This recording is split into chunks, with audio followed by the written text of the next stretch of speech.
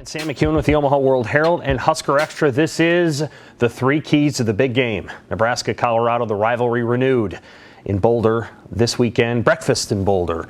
10 a.m. start for this particular game on Fox. Deion Sanders, Matt Rule. They're starting their tenures at those two schools, but man, is this an interesting game because we don't know exactly what the long-term prognosis is for either program, but one started like a house on fire. Colorado beating TCU to start its season. Meanwhile, Nebraska frittered away a 10-3 lead up in Minneapolis. Really should have won the game. They lose at 13-10 thanks to 2 turnovers in the final 5 minutes of the game. The kinds of stuff that coach never wants to have happen. I thought Matt Rule kept it on an even keel this week. He didn't seem overly devastated. I think he tried to keep it at a level. He's trying to communicate to his players that the sky isn't falling just because they lost one game and they lost the game that way.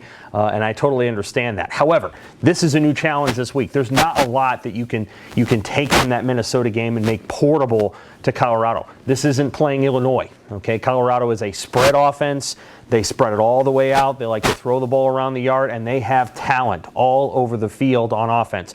Shedeur Sanders is their quarterback. He's Deion's son. He's pretty good. Not a runner, but a pretty good player. And then you've got those receivers, leading with Travis Hunter, then 2 South Florida transfers, and then the player that I actually like the most, which is that running back, Dylan Edwards, a true freshman from the state of Kansas. I think he is probably the best skill player they've got.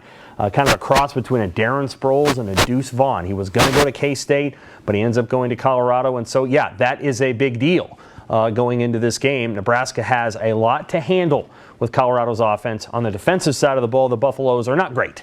It's going to take them some time to get where they want to go, but Hunter is also on that side of the ball, and he is pretty darn good over there.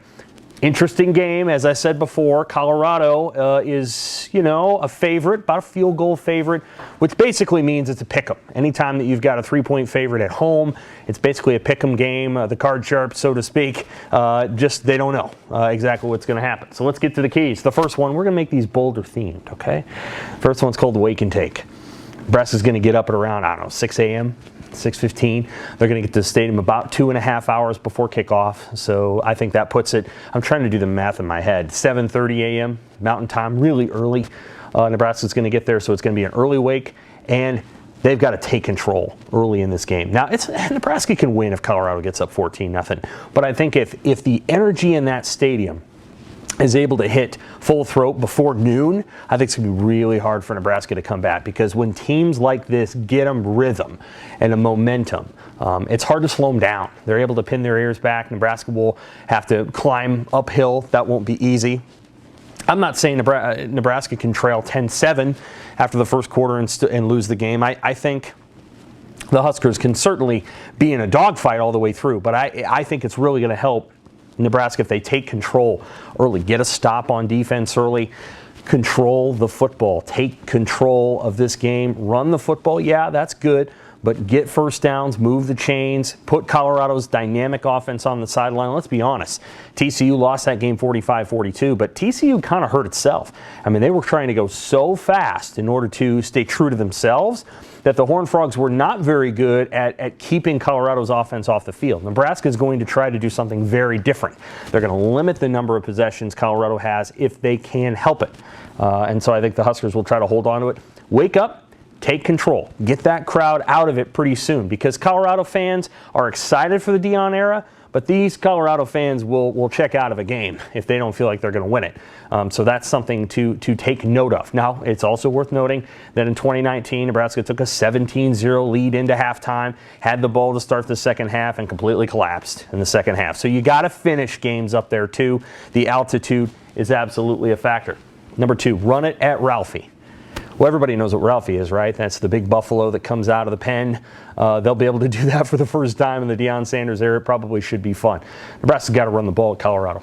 And 2 things happen when you run the ball at Colorado. One, you help yourself with the altitude, because you don't have to deal with it quite as much if you're handing off to a running back and he's getting downhill. You're not going to be as greatly affected if your skill players don't have to run all over the place for 60 minutes of game clock. So if you run the football, get downhill, you're gonna wear out the other team, more than you're going to wear out yourself. So run the football for that reason. The second reason you want to run it is to control the clock, to keep Colorado's dynamic offense on the sideline. And the third reason why is that that's probably the best mode of transportation for Husker football at this moment. They're not throwing the ball great. We have to be honest about that. It wasn't the prettiest performance in Minneapolis, aside from a trick play that also kind of looked ugly. Nebraska did not do a great job of just pitching and catching. A lot of catches went right to the ground. There wasn't a lot of yards after the catch. It just didn't look like it had a ton of rhythm to it. The play calling wasn't bad, but the execution wasn't great. Meanwhile, in the run game, it was pretty good. Outside of that one fumble and the false start on that quarterback sneak down by the goal line, I think the execution of the run game looked pretty good. And so I think Nebraska needs to do more of that. So run the ball at Ralphie. Going over 200 yards would be really good. If you're able to top 200 yards in this game, I think you can feel good that Nebraska is going to at least put 17, 21, 24, 28 points on the board. I know they ran for 181 at Minnesota and only scored 10, but Colorado's defense isn't going to be as good as Minnesota's defense was in the red zone, and I don't anticipate Nebraska turning it over 4 times again. Final key, be bold, don't fold. Boulder is a race in Boulder, Colorado. For people who don't remember, it's kind of a long race, a fairly well-known race. That's kind of what I'm going off of here. You can't fold late in this game, and some of that goes to conditioning. Yes, the altitude does have an effect. Nebraska didn't want to talk about the altitude this week. I'm sure they'll have a plan for it.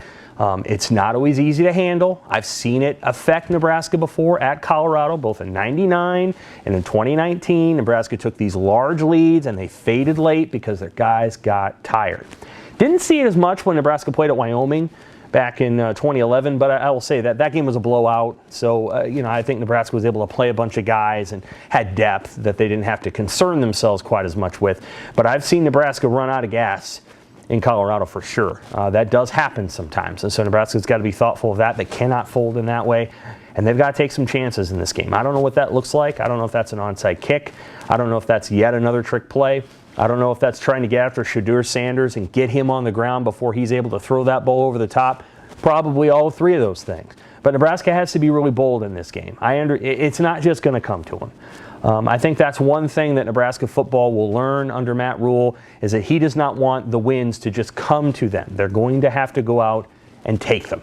Nothing's going to be given to the Huskers at this point. We saw that honestly at Minnesota. I mean, Minnesota did not play that well. Nebraska had a chance to finish it off with a drive, and they fumbled the ball. And Minnesota wasn't like, hey, we'll just give it right back to you. No. Minnesota made the plays to win the game. No one is giving Nebraska anything at this point. It's just not going to be that way. Nebraska's going to have to take every single win it gets over a Power 5 team.